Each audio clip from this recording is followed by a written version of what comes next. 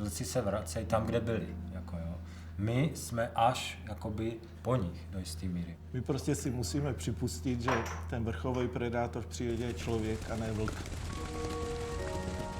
Jako neříkám, že vlci nejsou pěkný zvířata, jsou, ale když jsou v zoo nebo někde v nějaký oboře za plotem a my je tam budeme pozorovat a ne, že my si všechno oplotíme a vlci budou pozorovat nás.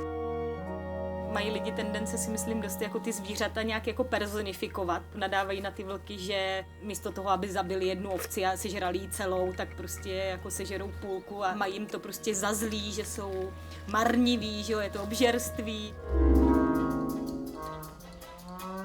Máme tady krásnou krajinu, rozhlídněte se. Nádhernou zemi. Vy ji chcete mít zadrátovanou? Já ne. Broumově divočina v životě nebude, kdybych měl za to položit život, to ti říkám já. A že jsem magor, to víš dávno. Divočinu na Broumovsku nechceme tady žít.